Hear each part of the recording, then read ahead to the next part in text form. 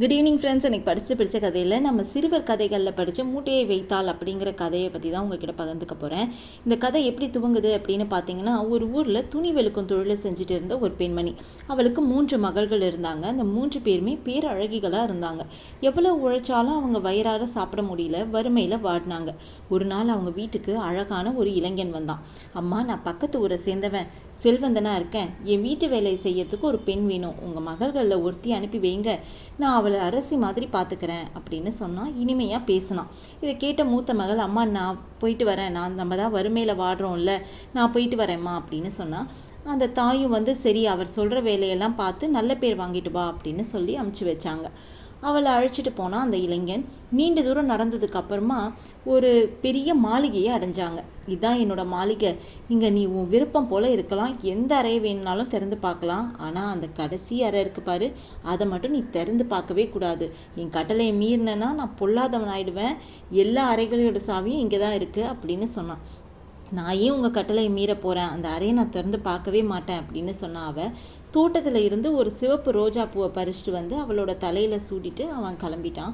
நான் வெளியே போகிறேன், எப்போது வருவேன்னு எனக்கே தெரியாது, நான் ஆனால் அந்த அறையை மட்டும் நீ திறந்துடாத அப்படின்னு சொல்லிட்டு போனான்.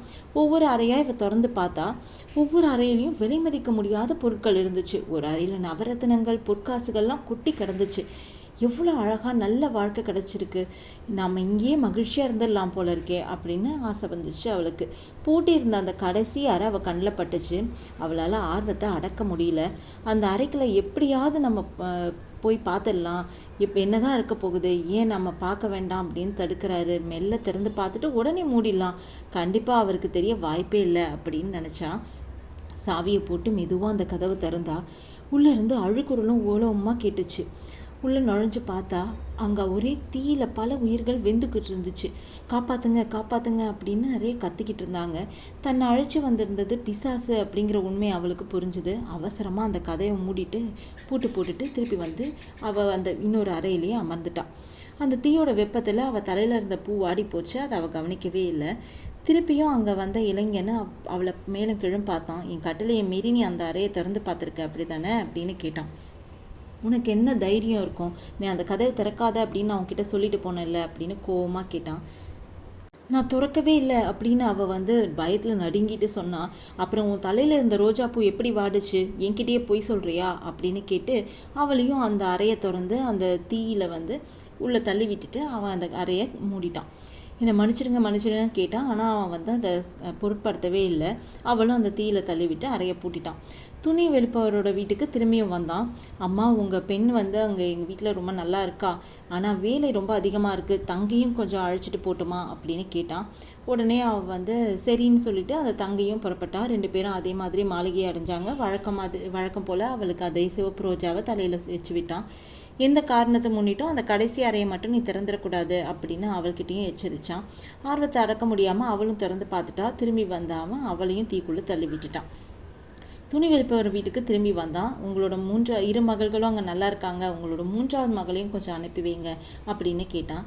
என் மகள் மகிழ்ச்சியாக இருந்தால் அதுவே எனக்கு போதும் அப்படின்னு சொல்லிட்டு சரி கூட்டிகிட்டு போங்க அப்படின்னு சொல்லிட்டாங்க அந்த அம்மா. கடைசி மகளையும் அழைச்சிட்டு போனால் வழக்கம் போல் அந்த தலையில் ரோஜா பூ வச்சு விட்டான். என் அக்கா 2 பேரும் எங்கே அப்படின்னு கேட்டால், வேறு வேலையாக வெளியில் போயிருக்காங்க, வர 1 வாரம் ஆகும், நீ இந்த மாளிகையில் எங்கே வேணாலும் போகலாம், ஆனால் அந்த கடைசி அறையை மட்டும் திறந்துடாத, என் கட்டளையை மீறினேன்னா பெரிய தண்டனை கிடைக்கும் உனக்கு, அந்த கடைசி அறையை மட்டும் திறந்துடாத, நான் வர ரொம்ப நேரம் ஆகும் அப்படின்னு சொல்லிட்டு போனான் அந்த இளைஞன். 2 பேரும் அக்கா 2 பேரையும் காணுமே, தலையில் ரோஜா பூ வச்சுட்டு போகிறான், ஒரு அறைக்குள்ள மட்டும் போக வேண்டாம் அப்படின்னு சொல்கிறான். ஏதோ சூழ்ச்சி நடக்கிற மாதிரி அவளுக்கு புரிஞ்சுது. அறிவு கூர்மை உடைய அந்த சிந்தனையில் ஆழ்ந்தா. திறக்கக்கூடாது அப்படின்னு தடுத்த அறைய ரோஜா பூவிற்கும் ஏதோ தொடர்பு இருக்குது அப்படின்னு அவளுக்கு புரிஞ்சுது. தலையில் இருந்த அந்த ரோஜா பூவை எடுத்தா, அருகில் இருந்த அந்த கிண்ணத்தில் அதை வச்சுட்டு மூடிட்டான். மெதுவாக நடந்து அந்த அறை கதவை திறந்தா. உள்ள தீயில பல பேர் துடிச்சிட்டு இருந்ததை பார்த்தா. அவளுக்கு அங்கே அவங்க அக்கா 2 பேரும் இருக்கிறதையும் பார்த்து ரொம்ப அதிர்ச்சி அடைஞ்சு திகைச்சு போயிட்டா. எங்களால் இந்த வேதனையை தாங்கவே முடியல தங்கையே, நீ எப்படியாவது எங்களை காப்பாற்றிடு, புத்திசாலித்தனமாக நீயாவது ரோஜா பூவை தலையில் வைக்காமல் அதை எடுத்து வச்சுட்டு வந்திருக்க, கண்டிப்பாக பிசாசுக்கு தெரிய வாய்ப்பே இல்லை அப்படின்னு சொன்னால் பெரியவ. கவலைப்படாதீங்க, நான் உங்களை எப்படியாவது காப்பாற்றிடுறேன் அப்படின்னு சொன்னால் அந்த தங்கச்சி. பழையபடி அந்த அறையை பூட்டிட்டா. ரோஜாப்பூ எடுத்து தலையில் வச்சுக்கிட்டா. இரவு நேரம் ஆயிடுச்சு. காத்திருந்தா. அந்த இளைஞனும் வந்தான். ரோஜாப்பூ வாடாமல் இருக்கிறத பார்த்துட்டு அவள் அந்த அறைக்குள்ளே போகலை அப்படிங்கிறத அவன் நினச்சிக்கிட்டான். இது மாதிரி டெய்லி அவள் இது மாதிரி பண்ணிக்கிட்டே இருந்தோடனே 4 நாட்கள் ஆயிடுச்சு. தன் 2 அக்காவையும் எப்படி காப்பாற்றுறது அப்படிங்கிற சிந்தனையில் அவள் ஆழ்ந்து யோசிக்க ஆரம்பிச்சிட்டா. இளைஞனை பார்த்து, இங்கே எனக்கு ஏராளமாக வேலை இருக்குது, துணி துவைக்க நேரமே இல்லை, அழுக்கு துணிகளை எல்லாம் பெரிய மூட்டையாக கட்டி வச்சுருக்கேன், என் அம்மா வீட்டுக்கு இதை கொண்டு போய் கொடுத்துட்றீங்களா அப்படின்னு நாளைக்கு சாயங்காலம் நான் அந்த மூட்டையை தூக்கிட்டு போகிறேன் அப்படின்னு சொன்னான் அந்த இளைஞன். பொழுது விடிஞ்சிருச்சு. அவன் வழக்கம் போல் வெளியே வந்தான். அறைக்குள்ளே சென்ற அந்த மூத்த அக்காவை வெளியே கொண்டு வந்தா. நீ நம்ம வீட்டுக்கு செல்ல ஏற்பாடு செஞ்சுருக்கேன், நான் சொல்கிறபடி நடந்துக்கோ, எல்லாம் தப்பிச்சிடலாம் அப்படின்னு சொன்னான். பெரிய சாக்குக்குள்ளே அந்த அக்காவை நுழைய வச்சு சுற்றிலும் பெரிய அழுக்கு துணிகளை வச்சு நல்லா அந்த சாக்கு பையை கட்டி கட்டி வச்சுட்டு இளைஞன் வந்தான். அவன்கிட்ட இந்த அழுக்கு துணி மூட்டையை தயாராக வச்சுருக்கேன், இதை தூக்கி கொண்டு போய் அங்கே கொடுத்துருங்க, வழியில் எங்கும் மூட்டையை வைக்கக்கூடாது, வச்சா எனக்கு தெரிஞ்சிடும், என்னை ஏமாற்றணும்னு நினைக்காதீங்க, மூட்டையை கீழே வச்சா வைக்காதீங்க அப்படின்னு நான் குரல் கொடுப்பேன் அப்படின்னு சொன்னான். உடனே அவனும் சரி அப்படின்னு சொல்லிட்டு சூழ்ச்சி அறியாமல் அவனும் அந்த மூட்டையை தூக்கிக்கிட்டு புறப்பட்டான். மூட்டை ரொம்ப கனமாக இருந்துச்சு. அழுக்கு மூட்டையாக இவ்வளோ கனம் கீழே வச்சுட்டு இளைப்பாறலாம் அப்படின்னு நினச்சான். அவன் தோல்லேருந்து அந்த மூட்டையை இறக்கி வைக்க முயற்சி செஞ்சான். அதுக்குள்ளே இருந்த அவள் நான் பார்த்துக்கிட்டு தான் இருக்கேன், மூட்டையை கீழே வைக்காதீங்க அப்படின்னு குரல் கொடுத்தா.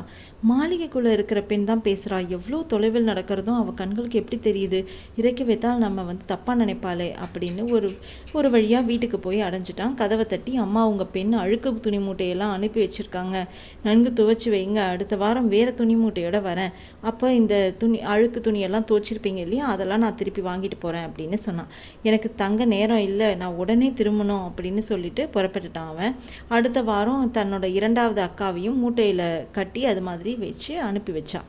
வழக்கம் போல் அவளையும் தூக்கிக்கிட்டு வந்தான்.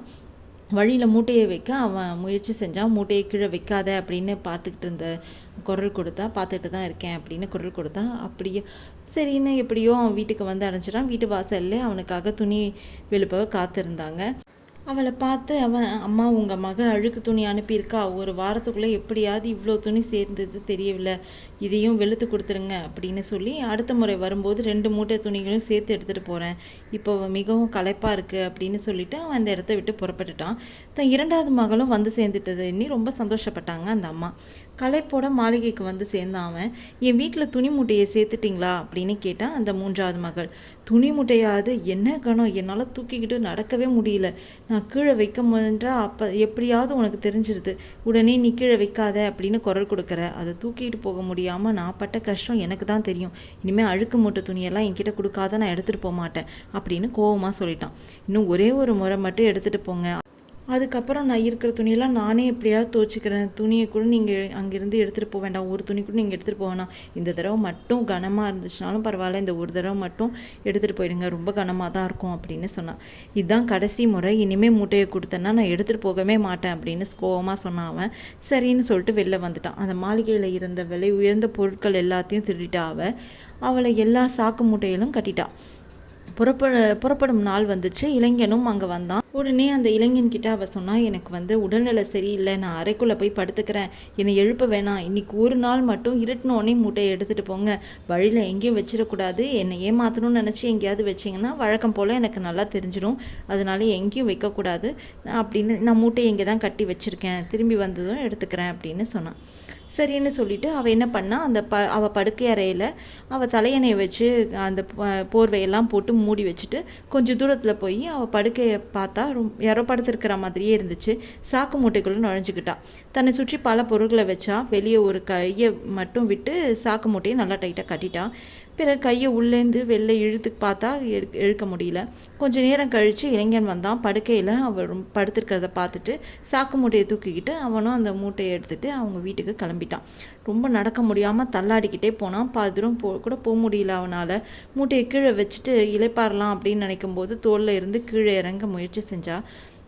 உடனே அவள் நான் பார்த்து கொண்டு தான் இருக்கேன் அப்படின்னு அவள் குரல் கொடுத்தா. அந்த குரலை கேட்டவுடனே அவன் திருப்பி புறப்பட ஆரம்பிச்சிட்டான். இது மாதிரி பல முறை அவன் வைக்கலாம்னு நினைக்கும் போதெல்லாம் குரல் கேட்டவுடனே அவன் அப்படின்னு கிளம்ப ஆரம்பிச்சிட்டான்.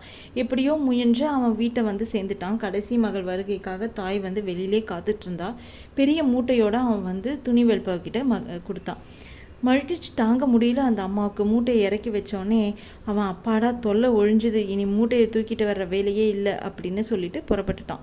சாக்கை அவிழ்த்து பார்த்தா விலையுண்ட பொருட்களும் மகளும் வெளியே வந்தாங்க. மகளை கட்டி தழுவி அவன் வந்து உன் அறிவு கூர்மைக்கு அளவே இல்லை, ரொம்ப உன்னை நினச்சி எனக்கு ரொம்ப பெருமைப்பட்டாங்க அவங்களோட அம்மா. அம்மா என் திறமை அந்த பிசாசு இந்நேரம் நல்லா தெரிஞ்சிருக்கும், இனி நம்ம வழிக்கே வராது, கவலையே படாமல் நம்ம இனிமேல் இருக்கலாம் அப்படின்னு சொன்னால் அந்த இளைய மகள். ரொம்ப களைப்போடு வந்து அந்த மாளிகையில் அமர்ந்தான் அவன் சொன்ன மாதிரியே மூட்டையை சேர்த்துட்டேன். மூட்டையா இது என்ன கணம் படுக்கையில் பார்த்து பேசினான். படுக்கையிலேருந்து எந்த அசைவும் வரல. போர்வையை நீக்கிட்டு பார்த்தா தலையில் தான் இருந்துச்சு. பரபரப்புட போன அவன் அறையை திறந்து பார்த்தான். அந்த பெண்களையும் காணல, 2 பேரையும். எப்படியாவது 3 பேரையும் தப்பிச்சிட்டாங்களே, எப்படி தப்பிச்சாங்க அப்படின்னு புரியாமல் திகைச்சு போய் இருந்தான் அவன். மெல்ல மெல்ல அவனுக்கு உண்மை தெரிய வந்துச்சு. நானே ஒருத்தராக என் தோளில் தூக்கிட்டு போய் வீட்டில் விட்டுட்டு வந்திருக்கேனா அப்படின்னு நினச்சி ரொம்ப அவனுக்கு அசிங்கமாக இருந்துச்சு. நம்ம ஏமாத்துட்டோமே அப்படின்னு நினச்சி ரொம்ப வருத்தப்பட்டான். நம்ம உண்மை உருவத்தை அவங்க புரிஞ்சுக்கிட்டாங்க, இனி அவங்க ஏமாற்ற முடியாது அப்படின்னு நினச்சாவன் அவங்க வீட்டுக்கு போகிற எண்ணத்தையே விட்டுட்டான்.